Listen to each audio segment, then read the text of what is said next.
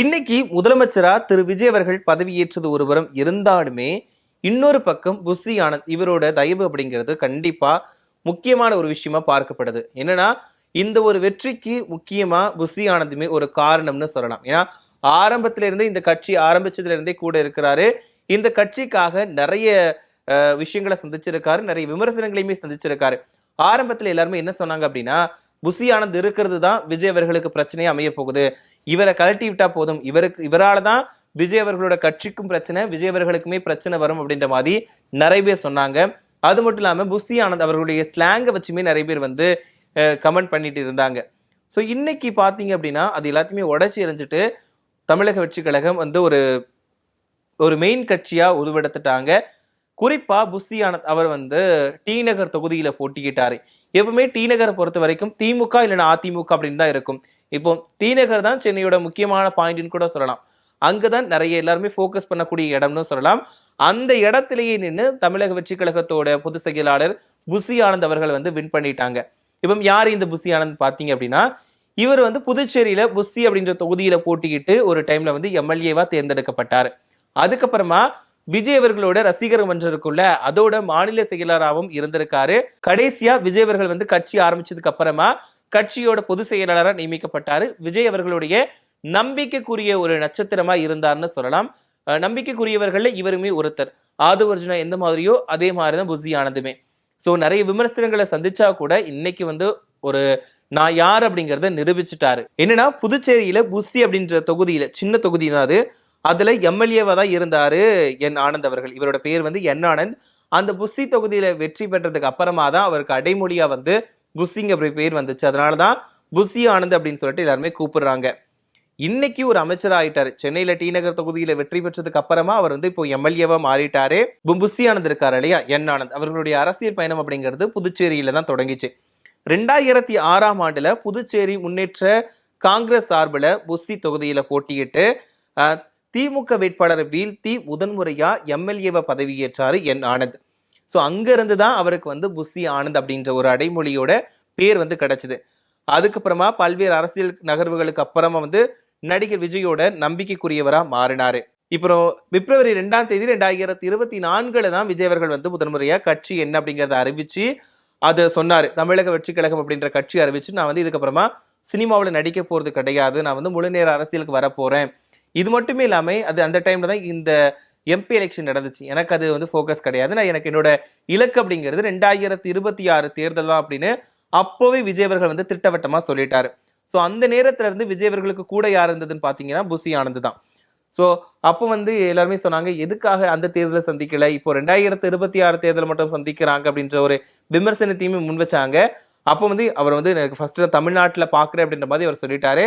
So இன்னைக்கு தமிழ்நாட்டோட முதலமைச்சரா திரு ஜோசப் விஜய் அவர்கள் வந்து பதவியேற்றுக்கிட்டாரு. குறிப்பா இந்த புஷி ஆனந்த் அவர்களுடைய இந்த பங்கு அப்படிங்கிறது தமிழக வெற்றி கழகத்துக்கு வந்து ஒரு இன்றியமையாதது அப்படின்னு சொல்லலாம்.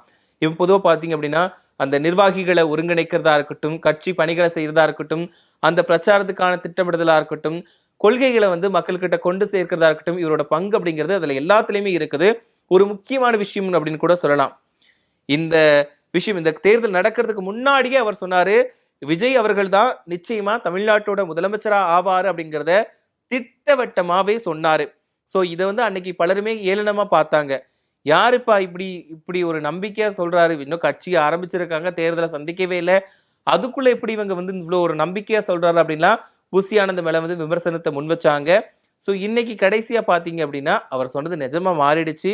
ஸோ நான் ஸ்டார்டிங்லேயே சொல்லிட்டேன், இந்த டி நகர் அப்படிங்கிறது திமுக வருவாங்க இல்லாட்டி அதிமுக வருவாங்க. ஸோ இந்த ரெண்டு கட்சிகள் தான் மாறி மாறி வந்துகிட்டே இருப்பாங்க. இன்னைக்கு இந்த 2026 தேர்தலில் அந்த ரெண்டு கட்சிகளையுமே ஓரம் கட்டிட்டு அவங்களாம் ஒரு மிகப்பெரிய கட்சின்னு சொல்லலாம். ஏன்னா அவங்க தான் சென்னையோட கோட்டை, சென்னையோட கோட்டை. இவங்க திமுகவுக்கு தான் சென்னை வந்து ஒரு சொந்தம் அப்படிங்கிற மாதிரிலாம் சொல்லிக்கிட்டாங்க. திமுக அதிமுக ரெண்டுமே தான் மாறி மாறி மாறி ஆட்சி அமைச்சிட்டு இருந்தாங்க. டி நகர் தொகுதி வந்து தமிழ்நாட்டோட ஒரு மிகப்பெரிய வர்த்தக மையமா பார்க்கப்படுது. அது ஒரு இம்பார்ட்டன்டான பிளேஸ். அந்த தொகுதியில நின்று, அதுவும் விசில் சின்னத்துல நின்று நம்மளுடைய புஷி ஆனந்த் அவர்கள் வந்து வின் பண்ணியிருக்காங்க. ஸோ நான் ஆரம்பத்திலே சொன்ன மாதிரி தான் நிறைய விமர்சனங்கள் அவர் மேல வச்சிருந்தாங்க. நிறைய ஒரு பேசக்கூடிய ஸ்லாங்குக்கெல்லாம் வந்து விமர்சனம் பண்ணி கமெண்ட்லாம் போட்டிருந்தாங்க.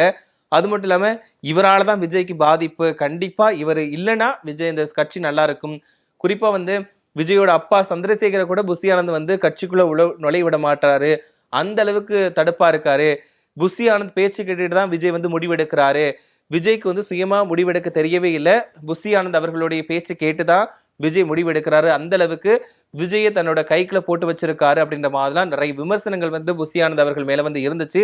பட் இருந்தாலும் இந்த ஒரு விஷயம் அப்படிங்கிறது தமிழக வெற்றி கழகத்துக்கு வந்து விஜய் அவர்களுக்கு உறுதுணையாக இருந்தது புஷி ஆனந்த். ஆதவ் அர்ஜுனா ஒரு பக்கம் இருந்தாலும் செங்கோட்டையன் அவர்கள் வந்து இடையில வந்து சேர்ந்துக்கிட்டாரு. அவருமே ஒரு முக்கியமான ஒரு நபர் தான். ஆதவ் அர்ஜுனா எந்த அளவுக்கு ஒரு முக்கியமான நபரோ அதே மாதிரி தான் செங்கோட்டையன் அவர்களுமே முக்கியமான நபரா இருக்காரு. ஸோ இதுல இன்னொரு பக்கம் பாத்தீங்கன்னா புஷி ஆனந்த் இவரோட பங்கு அப்படிங்கிறது இதை விட முக்கியமானதுன்னு சொல்லலாம். ஏன்னா ஆரம்பத்துல இருந்தே இருக்காரு, அந்த நற்பணி மன்றத்துல இருந்து இப்போ புதுச்சேரியில தான் ஃபர்ஸ்ட் அவரோட அரசியல் பயணம் ஸ்டார்ட் ஆச்சு.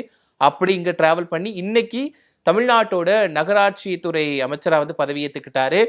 ஸோ அவருக்கு வந்து நிறைய பேர் வாழ்த்துக்களை தெரிவிச்சுட்டு வராங்க. ஸோ வரக்கூடிய காலங்கள்ல அவரோட பங்கு இந்த தமிழ்நாட்டுல அவரோட பங்கு எந்த அளவு இருக்க போகுது, இந்த ஆட்சி நடக்க போகுது, தமிழக வெற்றி கழகத்தோட ஆட்சி தான் அடுத்த ஒரு 5 ஆண்டுகளுக்கு நடக்க போகுது.